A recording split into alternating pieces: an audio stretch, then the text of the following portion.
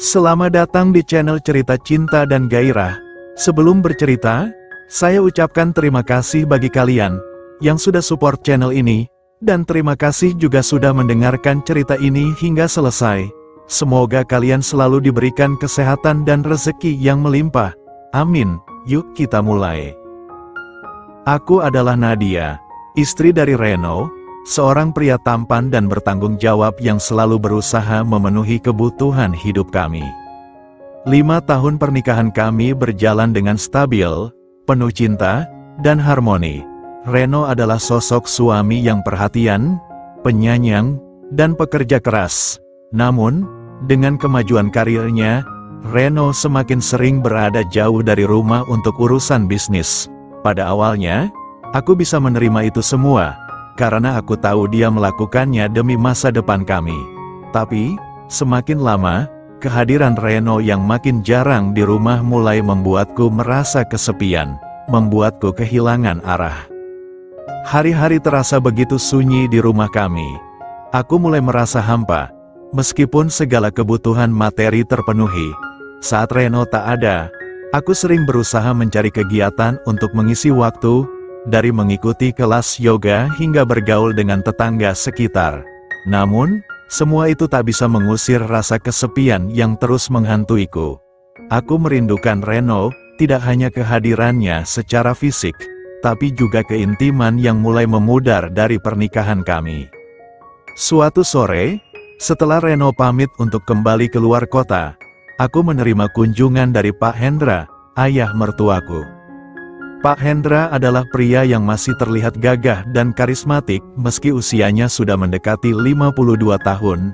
Dia sering mampir ke rumah saat Reno pergi. Mungkin karena dia juga mengkhawatirkan kesendirianku. Awalnya, aku selalu menyambut kunjungannya dengan senang hati, karena Pak Hendra adalah sosok yang ramah dan penuh perhatian. Namun, hari itu terasa berbeda. Ada sesuatu dalam tatapan matanya yang membuat jantungku berdegup lebih cepat dari biasanya. "Bagaimana keadaanmu, Nadia? Reno sering tidak di rumah ya?"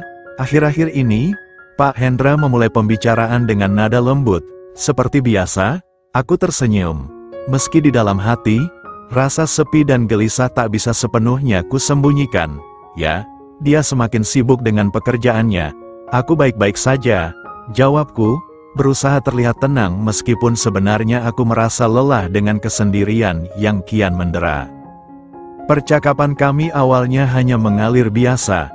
Namun, saat senja mulai turun, suasana di antara kami berubah. Ada keheningan aneh yang menggantung di udara, membuat detik-detik yang berlalu terasa lebih panjang dari biasanya.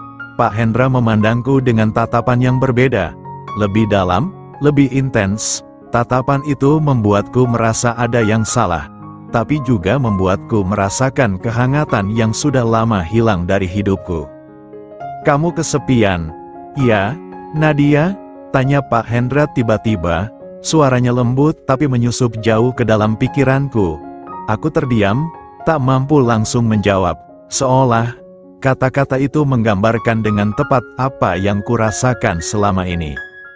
Sebelum aku sempat menjawab, Pak Hendra perlahan mendekat, meraih tanganku dengan sentuhan yang tak biasa. "Aku bisa melihat itu.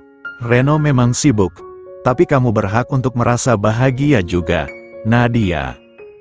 Jantungku berdegup semakin kencang, pikiranku mulai kacau. Aku tahu ini salah, sangat salah, tapi sentuhan lembut dari Pak Hendra yang mengusap tanganku, tatapan matanya yang penuh perhatian, membuat pertahananku goyah. Aku hanya bisa diam saat dia mendekat lebih jauh, hingga jarak di antara kami semakin tipis, seolah tidak ada lagi yang memisahkan kami. Kemudian, dalam keheningan yang semakin menegangkan, bibir Pak Hendra perlahan menyentuh bibirku. Ciuman itu awalnya lembut, seperti sebuah pertanyaan yang menunggu jawaban. Namun, tubuhku merespons tanpa kendali. Aku membalas ciuman itu, perlahan tapi penuh perasaan.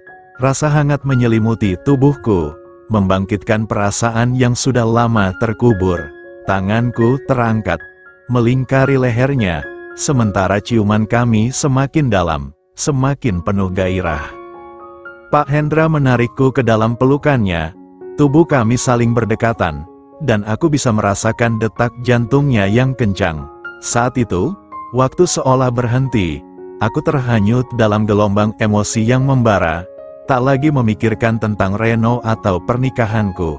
Yang ada hanya momen itu, saat aku merasakan kehangatan yang selama ini hilang dari hidupku.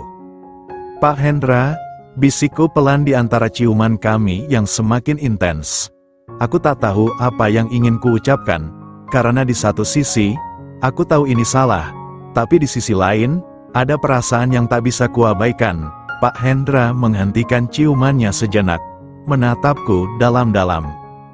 Kita tidak seharusnya melakukan ini, Nadia, katanya, meskipun nada suaranya penuh keraguan. Namun, tangan dan tubuhnya berkata lain. Dia menatapku sekali lagi sebelum menciumku lebih dalam, seolah-olah memastikan bahwa kami sama-sama menginginkan ini. Tanpa kata, Pak Hendra menarikku ke kamar. Langkah-langkah kami terasa berat, seolah-olah setiap langkah membawa kami lebih jauh dari batasan yang seharusnya ada. Namun, tak ada yang bisa menghentikan kami. Kami sampai di ranjang, dan tanpa menunggu lebih lama, Pak Hendra menciumku lagi. Kali ini lebih intens, penuh gairah yang seolah sudah lama terpendam. Dia membaringkanku di ranjang dengan lembut, tubuhnya menyusuri setiap jengkal tubuhku. Sentuhannya membuatku merasa hangat, seolah membangkitkan kembali keinginan-keinginan yang selama ini terkubur. Setiap ciuman, setiap sentuhan, seolah membakar kulitku, membangkitkan hasrat yang tak bisa lagi aku tahan. Di atas ranjang itu, kami terhanyut dalam pelukan mesra yang penuh gairah. Setiap ciuman terasa lebih dalam, lebih panas, seolah-olah kami berusaha mengisi kekosongan yang telah ada selama ini. Nafas kami saling bertautan, menggema di dalam ruangan yang kini dipenuhi dengan panasnya gairah. Tubuh kami menyatu, tak ada lagi batasan yang menghalangi. Pelukan Pak Hendra semakin erat, dan aku tak bisa berpikir jernih lagi. Yang ada hanya perasaan yang mengalir deras di setiap sentuhan kami. Kami bergerak dengan ritme yang sempurna, terhanyut dalam gelombang keinginan yang tak terucap, menikmati setiap detik kebersamaan yang tak seharusnya terjadi.